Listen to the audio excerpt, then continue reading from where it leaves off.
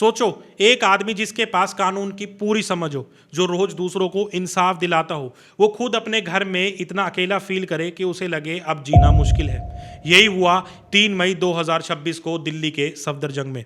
और इस केस ने पूरे देश को कई सवालों के सामने खड़ा कर दिया। और मेरे मन में पर्सनली 2 सवाल उठते हैं दोस्तों। पहला है मेंटल हेल्थ के ऊपर और दूसरा है जुडिशियल सिस्टम के ऊपर। मैं आऊँगा इन 2 सवालों के ऊपर, लेकिन उससे पहले मैं बताता हूँ ये केस है अमन कुमार शर्मा का दोस्तों, जो अभी 3 मई 2026 को हुआ। इस केस के बारे में हम पूरा डिस्कस करेंगे। मेरा नाम है शिवम और स्वागत करता हूँ आपका शिवम कास्ट में।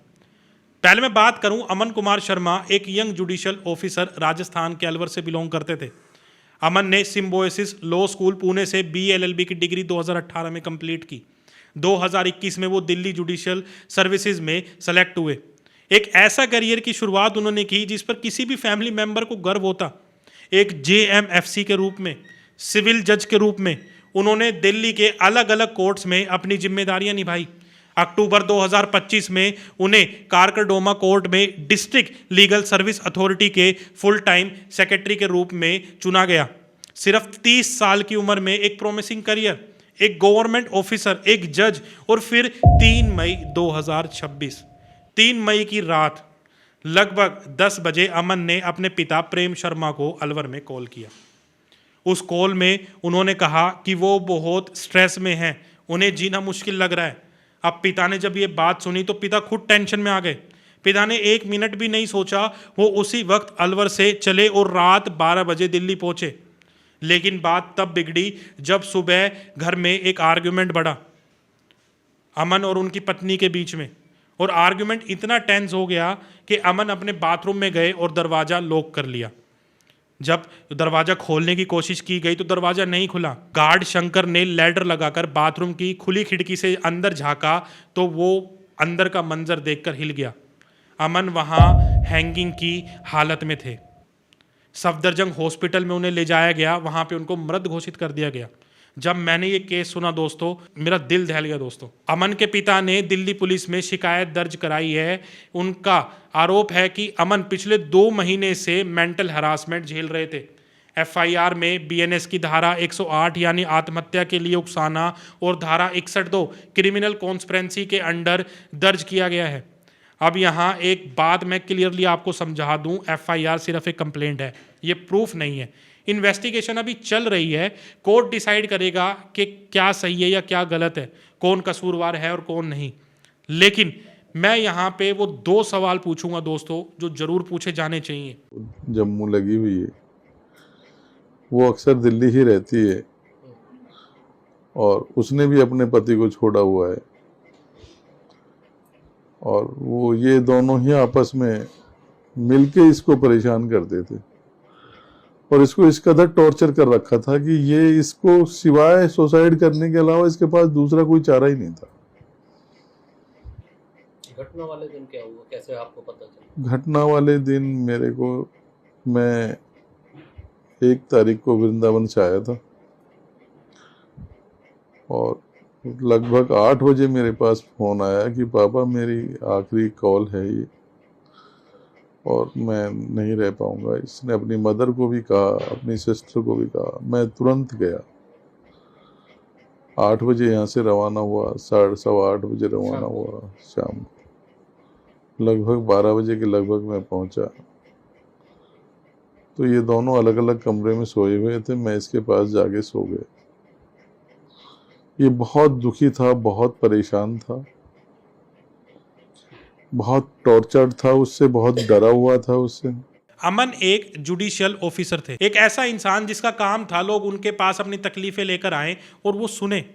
वो DLSA में थे, डिस्ट्रिक्ट लीगल सर्विस अथॉरिटी, जिसका काम ही है गरीबों और वनरेबल लोगों को फ्री लीगल हेल्प देना। यानी वो दूसरों को मदद प्रोवाइड कराते थे, मदद का सिस्टम चलाते थे, और खुद जब वो टूटे तो कोई सिस्टम उनके लिए नहीं था।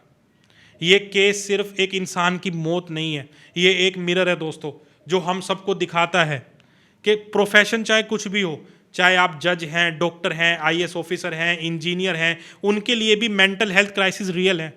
सोसाइटी उन्हें स्ट्रॉन्ग मानती है, उनसे एक्सपेक्ट करती है कि वो सब अकेले संभालेंगे, लेकिन हैं तो वो भी इंसान ही, हमारा सोशल सिस्टम हेल्प मांगने को कमजोरी मानता है, स्पेशली आदमियों के लिए। एक जज का कहना कि मुझे हेल्प चाहिए, ये 10 लोगों को कैसा लगेगा? क्या सच में अमन के मन में भी ये सवाल आया होगा? जब उन्हें हेल्प की ज़रूरत थी तो उन्होंने किसी को कॉल नहीं किया, सीधा अपने पिता को कॉल किया, क्योंकि उन्हें लगा सिर्फ एक वही इंसान है जो उनके लिए अवेलेबल होंगे। दूसरा सवाल दोस्तों, जुडिशियल सिस्टम के ऊपर। अमन के पिता ने एक इंटरव्यू में बताया कि जब अमन और अमन की वाइफ का झगड़ा हो रहा था तो वो उनके बीच गए थे समझाने के लिए, लेकिन उनकी पत्नी ने उन्हें बोला कि मैं पुलिस को बुला लूंगी। और यही बात सुनकर अमन बाथरूम में गए और उन्होंने ये कदम उठाया। क्या अमन को भी पता था कि अगर ये केस बाहर जाता है या पुलिस पे कंप्लेंट जाती है या और जज इस केस को जब देखेंगे तो उनकी इमेज पे क्या असर पड़ेगा? क्या वो इस केस में ही अटके रह जाएंगे? क्योंकि वो एक जज थे, उन्हें पता था कि केस किस हिसाब से चलते हैं। और हमारे पास इंडिया में लाखों ऐसे केसेस अभी भी पेंडिंग हैं जहाँ पे इसी तरीके से किसी पे इंजाम लगाया गया हो, चाहे वो आदमी हो या औरत हो, और वो अब तक ही इस केस के लूप में फंसा हुआ है। बहुत सारे केसेस है दोस्तों। क्या अमन के मन में ये भी सवाल आया होगा जब उन्होंने ये कदम उठाया था? क्या उनके मन में सच में एक जुडिशियल सिस्टम को लेकर एक डर था? ये 2 सवाल दोस्तों जरूर पूछे जाने चाहिए, और जो कि मैंने यहाँ पे पूछे। आपको क्या लगता है कमेंट सेक्शन में आप जाके बता सकते हैं। क्योंकि आप देखिए, अमन कुमार शर्मा सिर्फ 30 साल के थे, उनका पूरा करियर उनके सामने था, उनके पास एक डिग्री थी, एक पोस्ट थी, एक जिंदगी थी जिसमें और भी वो बहुत कुछ कर सकते थे, लेकिन वो चले गए। और अब हम चाहते हैं कि और अमन ना बने दोस्तों। अगर आपको कभी भी ऐसा लगता है कि आपको अपनी ज़िंदगी ख़त्म करनी है, आपके साथ भी ऐसा कुछ हुआ हो, तो मैं अपनी स्क्रीन पर एक हेल्पलाइन नंबर दे रहा हूँ, इस पर ज़रूर कॉल करें। आप मेरे कमेंट सेक्शन में आ सकते हैं। मैंने पहले भी काफ़ी सारी ऐसी वीडियोस बनाई हैं कि आप आके बता सकते हैं कि आपको क्या हेल्प चाहिए। जहाँ तक होगा हम आपकी हेल्प करने की कोशिश करेंगे। लेकिन इस केस में ये 2 सवाल दोस्तों ज़रूर पूछे जाने चाहिए थे। जब ये केस मैंने देखा तो सच में मेरे मन में भी ये 2 सवाल आए कि क्या ऐसा हो सकता था? या तो वो मेंटल हेल्थ क्राइसिस से ही जूझ रहे थे, या फिर वो जुडिशियल सिस्टम को अंदर तक जानते थे कि आगे अगर वो आगे गए, कोर्ट में गए या पुलिस के पास ये केस गया तो क्या उनकी इमेज बनेगी, या क्या जुडिशियल सिस्टम कितने दिन में उनको उनका हक दिला देगा। ये सब वो सोचते होंगे अपने मन में। बाकी दोस्तों कमेंट सेक्शन आपके लिए खुला है, आप आके कमेंट कर सकते हैं आपको क्या लगता है। बाकी जो भी कोर्ट का जजमेंट आएगा हमारे सामने कुछ दिनों में, अभी इन्वेस्टिगेशन चल रही है, वो तो मैं आपको वीडियो में बता ही दूंगा। मैं हर केस के साथ ऐसे करता हूँ, आपके सामने अपडेट लेके आता हूँ, तो इस केस की भी अपडेट लेकर आऊँगा। लेकिन अभी ये 2 सवाल जो मैंने पूछे, इसका जवाब आप कमेंट सेक्शन में दे सकते हैं। बाकी मिलते हैं आपसे अगली वीडियो में। धन्यवाद।